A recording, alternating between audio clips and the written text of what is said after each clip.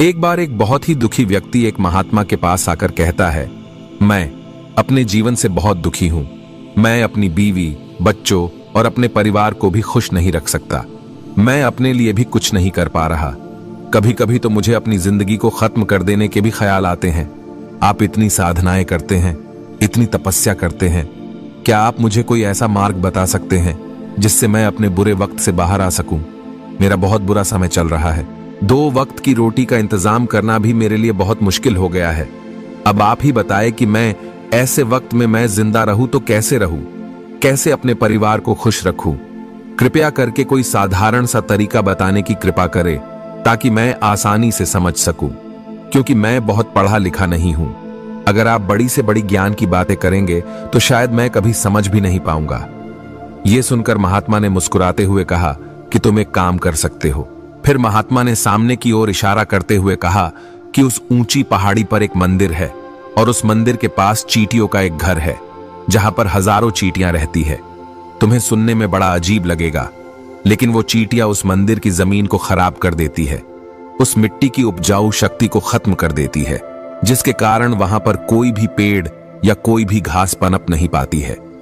तुम मेरा एक काम करो, उसके बाद मैं तुम्हें तुम्हारे सवालों के जवाब दूंगा। तुम 7 दिन तक रोज उस पहाड़ी पर जाओ और उस चींटियों के घर को तहस नहस कर दो, उसको तोड़ दो। जब भी तुम्हें कोई चींटियों का घर दिखे मंदिर के आसपास तो उसे वहीं पर तहस नहस कर देना। लेकिन याद रहे, घर को तोड़ने में कोई भी चींटी मरनी नहीं चाहिए। इस बात को समझने का प्रयास करते हुए वो युवक वहां से चला गया। शायद उसको कुछ समझ में नहीं आया था कि महात्मा जी ऐसा क्यों करवा रहे हैं। तो वो उन चींटियों पर अन्याय कर रहे हैं, उनका घर तोड़वा रहे हैं, उन्हें नुकसान पहुंचा रहे हैं। आखिर कौन महात्मा ऐसा करेगा? लेकिन फिर भी उस महात्मा की बात मानते हुए वो अगले दिन से ही पहाड़ी पर जाना शुरू कर देता है। जब वो पहले दिन पहाड़ी पर पहुंचता है तो देखता है कि बहुत सारी चींटियां अपना खाना जुटाने में लगी हुई है। सारी चींटियां कतार से चल रही है और अनाज के छोटे छोटे कण उठाकर अपने घर में जमा करती जा रही है। ये देखकर पहले तो उस युवक का मन कमजोर पड़ गया। उसने सोचा कि ये इतनी मेहनत करके अपना घर भर रही है और मैं इनके घर को तबाह कर दूंगा तो इनको कितना बुरा लगेगा। लेकिन फिर उसने उस महात्मा की बात याद करते हुए उस घर को तोड़ना शुरू कर दिया। जल्द ही चींटियों में हाहाकार मच गया। वो इधर उधर दौड़ने लगी। अभी तक जो कतार से चल रही थी अब वो बिखर गई और इधर उधर अपनी जान बचाने के लिए भागने लगी।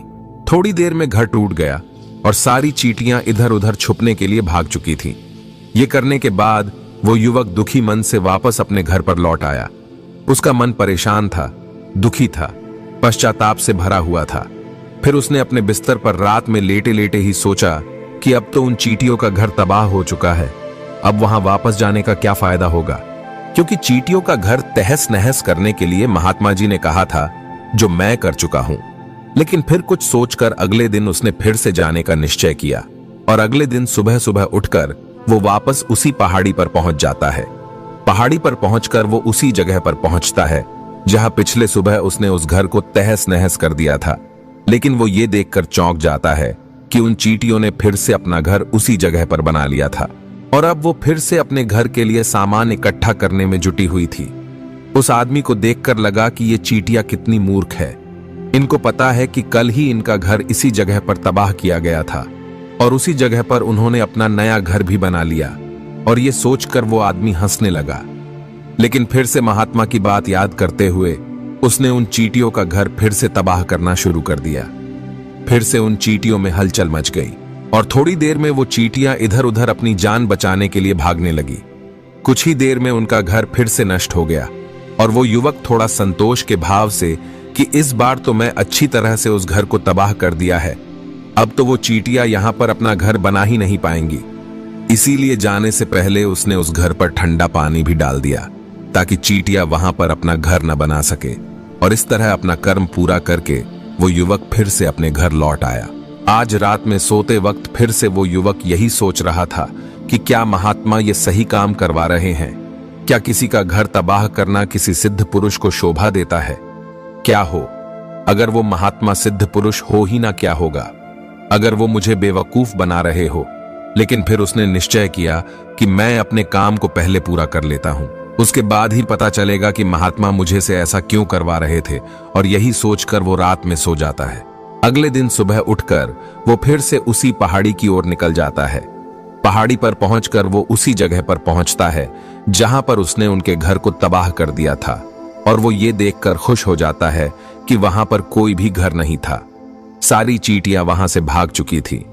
अब उसने सोचा कि अब मेरा रोज रोज आने का क्या फायदा होगा, क्योंकि चींटियां तो अपना घर बदल चुकी है, और महात्मा जी ने मुझे 7 दिन आने के बाद कहा था, लेकिन आज तो तीसरा ही दिन है। अब बाकी 4 दिन वापस आने का क्या फायदा होगा। और यही सोचकर उसने निश्चय किया कि यहां से वो सीधा उसी महात्मा के पास जाएगा और उनको ये सारी खबर बता देगा। जब वो वापस मुड़कर उस पहाड़ी से उस महात्मा की कुटिया की तरफ जाने लगा, तभी अचानक उसकी नजर एक और घर पर पड़ी, जो कि चींटियों का ही बनाया हुआ था।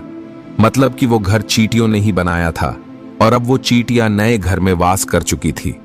ये नया घर उनके पुराने घर से थोड़ी ही दूरी पर था, और जब उसी युवक की नजर उस घर पर पड़ी तो उसने सोचा कि शायद महात्मा को पता था कि ये चींटियां अपना घर यहां से बदलकर किसी दूसरी जगह पर बना लेगी, इसीलिए उन्होंने मुझे 7 दिन आने के बाद कहा था।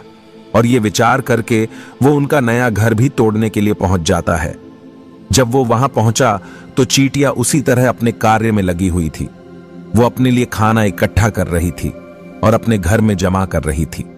जब पुराना घर टूटा था, वहां भी अनाज के कण बचे हुए थे, और चींटियां वहां से भी अनाज इकट्ठा कर करके वापस अपने नए घर में ला रही थी। अब यहां पर फिर से युवक का मन थोड़ा कमजोर पड़ गया, क्योंकि वो खुद भी कमजोर था, खुद भी वक्त का मारा हुआ था। इसीलिए उसके मन में उन चींटियों के प्रति दया का भाव उमड़ रहा था। उनके ऊपर उसे दया आ रही थी। वो चाहता था कि उनकी मदद करे, लेकिन वो उल्टा उनको नुकसान पहुंचा रहा था। लेकिन उस महात्मा की बात को याद करते हुए उसने फिर से उस घर को तोड़ने का निश्चय किया, और उसने इस बार बड़ी ही सावधानी के साथ बिना किसी चींटी को कोई नुकसान पहुंचाए वो घर तबाह करना शुरू कर दिया। वक्त थोड़ा ज्यादा लगा, क्योंकि किसी भी चींटी को नुकसान न पहुंचने की शर्त महात्मा ने पहले ही रखी थी। इसीलिए उसको बड़ी सावधानी के साथ उन घरों को तबाह कर रहा था। लेकिन आखिरकार उसने उस घर को भी तबाह कर दिया, और उस घर को तबाह करने के बाद वो बड़े ही दुखी मन से, इस बार वो पहले से भी ज्यादा दुखी था, क्योंकि उसने उनका नया घर भी तोड़ दिया था। वो उन चींटियों को बसने ही नहीं दे रहा था, और वो अब अपने आप को शैतान या दानव समझने लगा था। लेकिन फिर भी उस महात्मा की बात को मानते हुए वो अपने घर पर दुखी मन से वापस आ गया। रात में सोने से पहले एक बार उसने फिर से सोचा कि मैं कितना बड़ा शैतान हूं, कितना बड़ा दानव हूं। पुराना घर तो छोड़ो, मैं उन चींटियों को कहीं भी बसने के लिए कोई जगह ही नहीं दे रहा हूं। वो चींटियां मेरे बारे में क्या सोचती होगी? वो कितना बड़ा दानव होगा उस परमात्मा को जो मेरे द्वारा ये काम करवा रहा है। लेकिन फिर भी उसने अगले दिन जाने का निश्चय किया, और अगले दिन सुबह सुबह वो फिर से वहां पर पहुंच गया। वो ये देखकर फिर से आश्चर्यचकित रह जाता है कि इस बार चींटियों ने एक और नई जगह पर अपना घर बना लिया था। वो तो पहले से भी ज्यादा ऊर्जा के साथ काम कर रही थी, और उन्होंने एक रात में पहले से भी बड़ा घर बना लिया था, और अब वो फिर से अपना अनाज और खाना इकट्ठा करने में जुटी हुई थी। ये देखकर उस आदमी को लगा कि ये चींटियां किस मिट्टी की बनी हुई है। मैं उनको बार बार यहां से भगाने की कोशिश कर रहा हूं, और ये वहीं पर अपना घर बना लेती है। क्या इनको पता नहीं है कि मैं यहां पर कभी भी बसने नहीं दूंगा? ये चींटी है, दिखने में इतनी छोटी है, लेकिन फिर भी ये मुझसे हार नहीं मान रही है। बड़ी ताज्जुब की बात है। और इस बार उसने गुस्से में उस घर को तहस नहस करना शुरू कर दिया। लेकिन इस बार तहस नहस करते हुए कुछ चींटियां वहीं पर मर गई, उसके पैरों तले कुचल दी गई। कुचलने के बाद जब वो अपने अहंकार से बाहर आया तो उसने देखा कि गुस्से में उसने उन चींटियों को कितना क्षति पहुंचा दी है।